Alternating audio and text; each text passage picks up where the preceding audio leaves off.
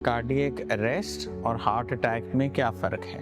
Cardiac arrest और heart attack दो ऐसी कंडीशंस हैं जिनके बारे में काफ़ी खदशात पाए जाते हैं। अस्सलाम वालेकुम, मेरा नाम डॉक्टर औरंगज़ेब सिद्दीक मान है और मैं इंटरवेंशनल कार्डियोलॉजिस्ट हूँ। कार्डियक अरेस्ट हार्ट अटैक की वजह से होता है, लेकिन साथ ही कार्डियक अरेस्ट की और भी काफ़ी वजूहात हैं। ये कहना कि कार्डियक अरेस्ट और हार्ट अटैक एक ही चीज़ हैं, वो शायद दुरुस्त नहीं होगा।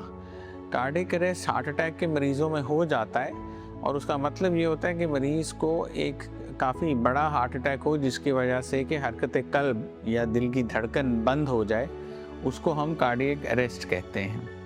लेकिन यही कार्डियक अरेस्ट जो है वो और वजूहात से भी हो सकता है, जिसमें कि मिसाल के तौर पे अगर मरीज़ को बहुत सीरियस इन्फेक्शन हो तो उससे भी कार्डियक अरेस्ट हो सकता है। अगर मरीज़ को फालिज का अटैक हो उससे भी कार्डियक अरेस्ट हो सकता है।